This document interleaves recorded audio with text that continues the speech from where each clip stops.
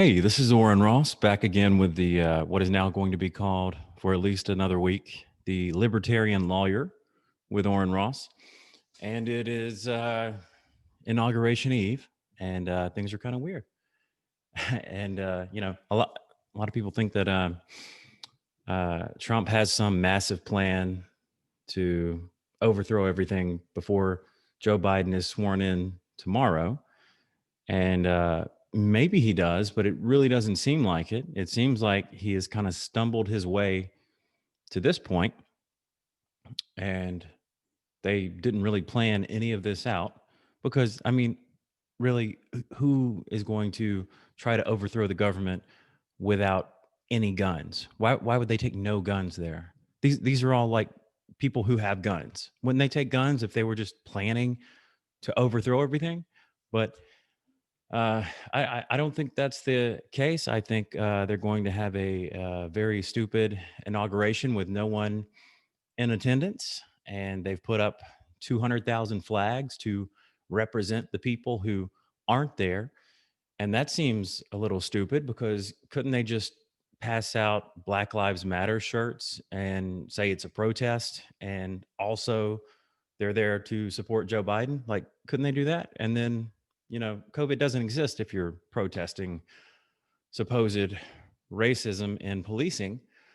But, they're just going to keep doing this shit. Um, there's 25,000 National Guard in the Washington, D.C., I guess actually in the city, not just the area, but in the city with full kit, meaning they have rifles, they have magazines, because usually they don't. They're usually just there with like just a, as a show of force. They're usually not there with rifles and bullets and the ability to shoot you if they determine they need to. But now they have that. And seems a little ridiculous, and apparently, the Democrats are under the impression that Donald Trump has maybe put some of these people there to try to go along with the insurrection, or maybe start the insurrection. So now the Democrats have decided that they're going to inspect and interrogate all 25,000 guys and women, I guess. And I think a report came out today that said that they didn't find that there were any of those people there. Okay, well, yeah, because number one, how would you know? And number two, they're not going to admit it.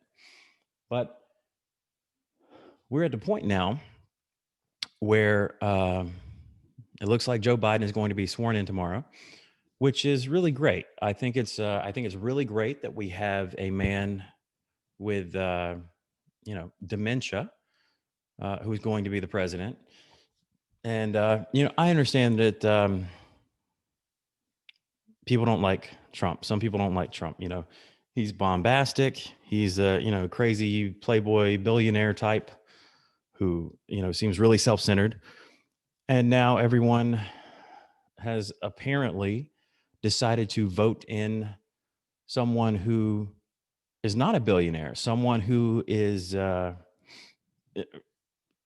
far as I can tell from all available evidence, taking money from his son because his son is getting lucrative contracts and deals because Joe Biden is in office, and it seems to follow a certain pattern. And there's a good amount of evidence that Joe Biden is actually taking money from some of these foreign interests. So it'd be really, it's going to be really fun to have a president who may have been bought by China. And the dementia, that always adds a little bit of fun to it. And then we'll have a vice president who is uh, someone cackles like an evil witch and has actually kept people in prison past their release dates because they wanted to have free labor for the state of California. So just, really great people across the board. And even if let's say even if, there's no real evidence that Joe Biden is taking money from China. Okay. This is a guy who has been a senator from Delaware for forever. Delaware is where a lot of major corporations incorporate because they have very, very friendly laws for businesses. And that's where the credit card companies are. He has been a shill for the credit card companies for forever, like decades. That's who he's working for. He's not working for the little man. He's not working for the minorities. He's working for the credit card companies. And this is the guy who did the 94 crime bill. And I didn't really see that many problems with the 94 crime bill, not having looked into it all that much. And then someone, brought up the fact that there are different charges for possessing cocaine and for possessing crack.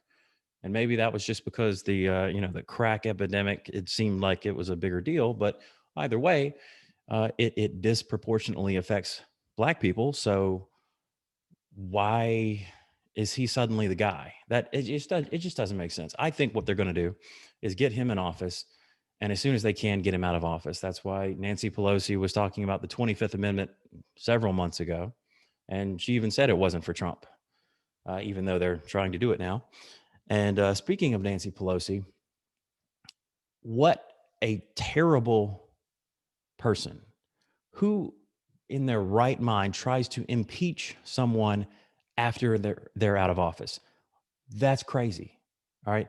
What is the point of this? Impeachment is to remove a president who is incapacitated. All right. So if Trump went into a coma, we need to remove him as president and have a vice president step in. Okay.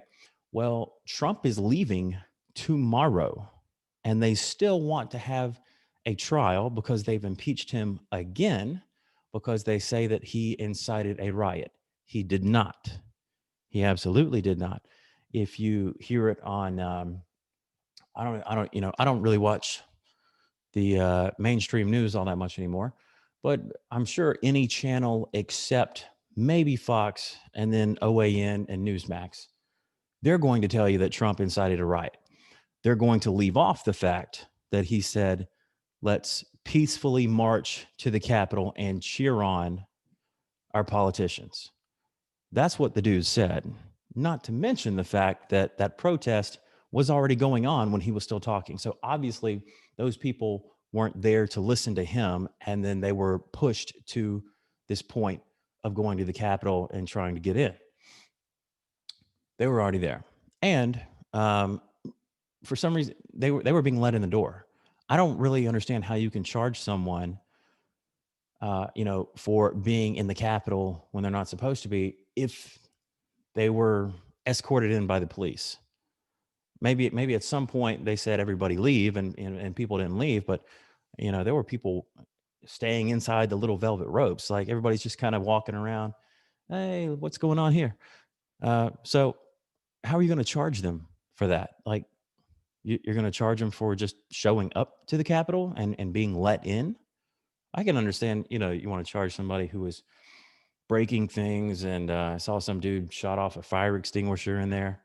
Okay, that seems reasonable to charge them, but how do you charge people who walked into a public building that under any other circumstances they would be allowed to enter, and they did absolutely nothing other than walk in? That's horseshit. But they're going to keep doing this because I think the leftists and the Democrats along with them, even those who are not actually leftists, maybe they're just on the left, but they have jumped on this boat, and everybody seems like they're losing their minds. And yes, I realize we still have a Christmas tree up, and it is January 19th. But after 2020 and 2021, who gives a fuck? You know what? We're just going to leave that shit up all year. But what was I talking about? Back to the actual point that I may or may not have had. These people are going to push and push and push. So I heard that Parler was back online after they had been kicked out. Apple kicked them out of the App Store, Google kicked them out of their App Store, and Amazon shut down their servers. So they just didn't show up if you typed in the address. Well, I typed in the address today, um, and it came up, but it's basically a landing page, and it says, we'll be back. So they're still gone, and this is just the beginning, because they say that Parler was allowing people with to say violent things and incite violence and whatever else. Okay, that happens on Twitter every second of the day. Go on Twitter if you want. I don't personally like to look at it because I feel compelled to argue with morons, and that's really just a waste of time. But if you go on there, you will see the most vile hatred. The vitriol is just astonishing on Twitter. And as long as it's left to right, then you're okay. If it's right to anywhere else, no, no, no. Even probably now center. If it's center to the left, no, that's done too. They don't want you to be able to have any opinion other than their own. And they used to be a little bit quiet about that. And now they're just going full out because at this point, I think they see that the door is open and they're running through it as fast as they can. What they apparently have forgotten is that you're supposed to slow walk these things so that people don't notice it happening. A slippery slope, you slide down a little bit, you slide down a little bit, and eventually you're at a place you don't recognize. Well, we're at a place that the Constitution does not recognize in any way, shape, or form. And they're going to keep pushing us. So they're going to keep trying to deplatform people. And now you have this jackass, Oliver Darcy, who is a CNN analyst. And he was on talking with that, what's that cue ball's name? Brian Stelter. That if that guy spends any more time shining his head, he's just going to go straight through to skull. But this guy, Oliver Darcy, is actually asking and more or less demanding that Facebook allow or not allow people on there who he does not agree with. He basically said that he's trying to get Fox kicked off like cable. He doesn't want Fox to be seen anywhere, and he's also basically arguing with Facebook and saying that all of these conservative, right-wing, white supremacist, add in all the usual language. These people are evil, and you can't allow this. What these moronic pseudo-intellectuals do not seem to grasp is that it all depends on who the judge is in that case. So if we have free speech and you have the freedom to say whatever you want outside of, actively inciting violence, then you can say whatever. And the only judge is going to say, okay, well, is this actually inciting violence? No? All right, then leave it up. That's what these platforms are supposed to be doing because Section 230 is saying that they're a platform. They're not actually deciding what goes up and what doesn't go up. But they've been doing that for years and years and years, and it's just getting worse and worse and worse. But this guy, all of these people, these crazy leftists who do not seem to understand that these same rules can be applied to them. He's saying that Fox shouldn't be on Facebook because they say things that aren't true. Okay, dude, you worked for CNN for 4 years. Your network has said that Trump is a Russian agent, that Russia colluded with him to get him elected. Now, in the year 2021, we're not allowed to say anything about the election in 2020. We can't make a slight suggestion or we will get banned. But for 4 years, the Democrat Party and the leftists in the media said that every single day. They were so sure of it. And then, Mueller comes out and says, oh, well, we don't really have any evidence. Seems like they were kind of doing some some things we don't like, but there's no way we could charge them with anything. Okay. So that means they didn't do it because they were spying on Trump while he was a candidate. That is absolutely worse than anything Nixon did. The Obama administration, including Joe Biden, that dude was in the office when they were talking about this. They spied on a rival political campaign with the FBI, with the CIA.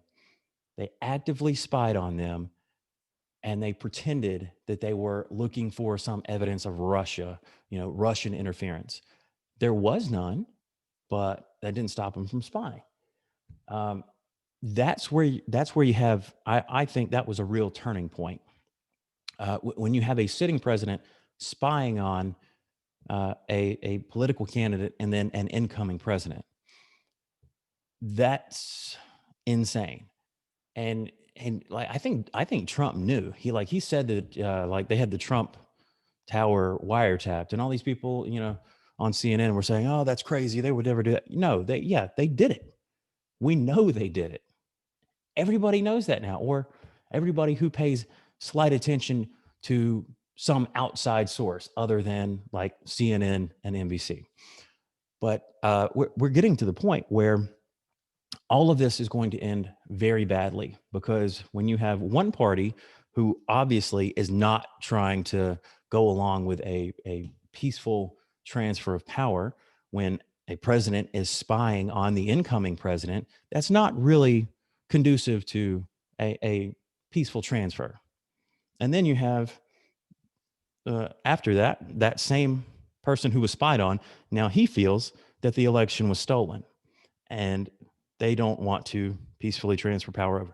Even though he said now that they will, that doesn't really matter, because now we have two very polar opposites. You have the left, who don't want to give up power, and you have the right, who don't want to give up power, and they both see this. They both see the other as an existential threat. That is going to lead to a war. That is going to lead to a civil war, whether it's a hot war or whether it's something else. People talk about fourth and fifth generation warfare. That's all well and good. Maybe Twitter and Facebook. That's okay. You can disseminate information that way, and it's really easy to turn people's minds. That doesn't work if the power goes out. None of that shit matters anymore if there's no electricity. And don't you think the first thing they're going to do is hit the electricity, blow up those servers? Then, oh shit, there's nothing they can do. They can't convince anybody of anything. They might have TV stations. You can solve that pretty easily. But again, electricity being the key factor here. So fourth generation and fifth generation warfare, that works unless you can eliminate those issues. And then we're back to regular old guns and knives. And I think it's very clear what side would win in that situation. Not only because the right has more guns, has more experience with them, and has more experience and physical capability, I think, in general. They also have way more people who are either ex-military or current military. Outside of the top echelon officers, I think a lot of those guys are obviously Democrats. I mean, I can't believe Mattis is Mattis, man. He's got a lot of good quotes, but he seems to be a little bit of a lefty, at least to me. So the military's on that side, and then you have the intelligentsia, these pseudo intellectuals who are just capable of regurgitating the same information over and over. And that's why they won't debate you. I've tried to debate these people. They freak out. And it's really fun to screw with them, because it's not hard. All you have to do is say something that they consider to be like is their version of blasphemy, and you can just see the fuses popping. It was really fun. It was really fun to do that, especially in law school. Because some of those kids, they'd never had anybody argue that side before. They've all been with like these lefty lefty types their whole life. They've never even heard this alternate argument, and that's the real issue. And that's why I call them pseudo intellectuals. They may be smart people, but they're just not taught well. They're not taught to think outside the box. They're not taught to think about anything other than what they've been told. So they get things drilled into them, and that's their dogma, and that's what they believe. And if there's anything outside that, they either say that it's evil, or they refuse to accept that the argument is even being made. And so then they just say, we don't want to deal with that. So, they'll block you or do whatever. They can't deal with it. But it's really getting down to the wire. And I don't think that Trump has some plan to have the National Guard turn tomorrow. And I don't think that, really anybody's going to show up there and try to take over, because that wouldn't even solve anything. I think what's going to happen is this guy whose brain doesn't work is going to become the president, and he's going to institute all these ridiculously stupid things that he's been talking about, outwardly racist things, like saying, with like this $1.9 trillion bailout he wants to do, that they're going to help blacks and Hispanics and basically anybody except whites and Asians, and also women. They're going to help all those businesses first, right? So if you say that you're going to help one race at the detriment of another, that's racist. That's a bigoted statement. That is the antithesis of what Martin Luther King talked about. Yesterday was Martin Luther King Day, and all these people are saying, hashtag Black Lives Matter. I'm pretty sure that dude said that all lives matter. Be judged by the content of your character, not the color of your skin.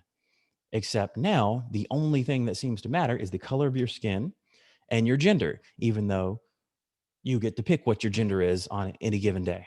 So I don't really understand how that's going to work. I'm just going to say that I'm a woman-owned business, and then maybe I can get some money too. But we're fast approaching what's probably a cliff, if we have not already gone over that cliff. And it's going to be really bad. And there's not really much else, I guess, I have to say on that. It's just going to be a shit show. And I wish there was some way out of it, but we're at the point where the Republicans in power are just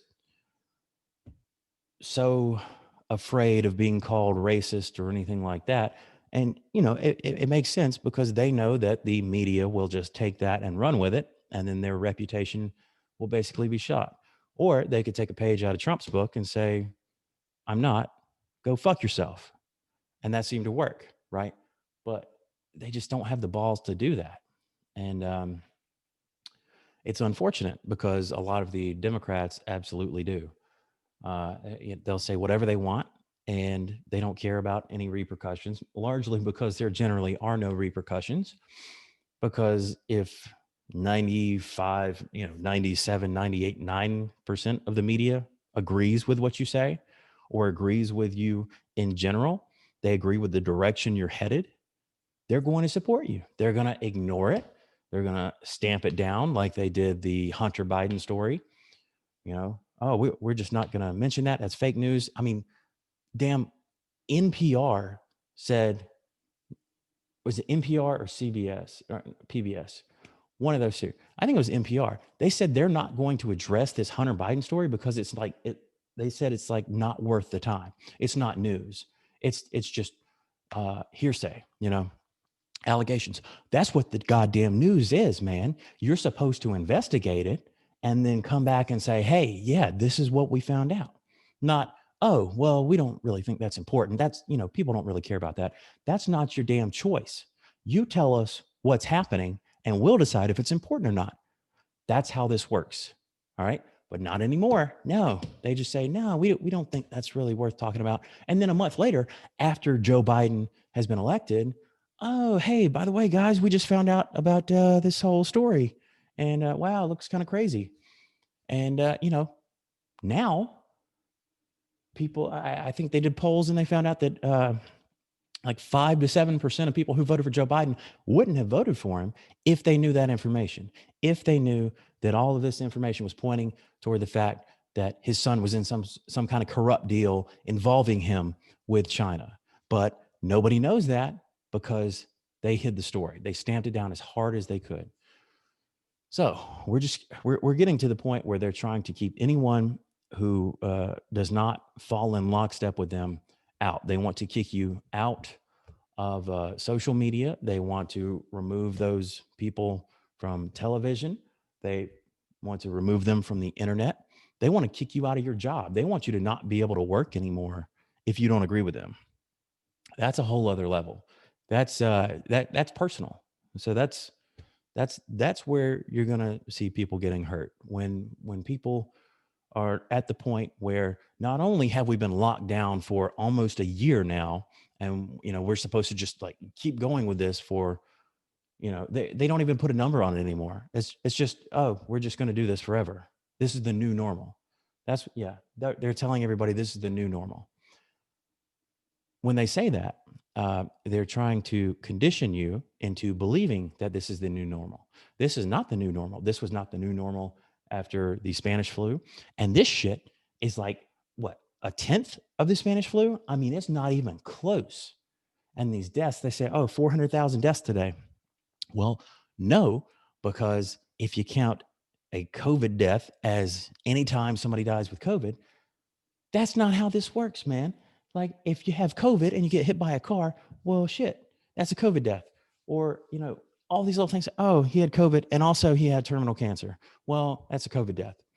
Bullshit, man. That's bullshit. That's not how these numbers should be calculated. That's not how they've ever been calculated. But for some reason, that's how they're calculated now. I wonder why that could be. Oh, it's because it helps out the Democrats and the leftists who are trying to push this country off the goddamn ledge because they hate it. Um, Enemies of the Constitution. All right.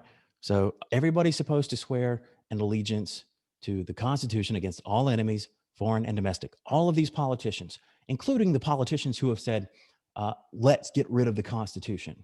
So at what point can we like kick these people out of office? At what point do they get arrested?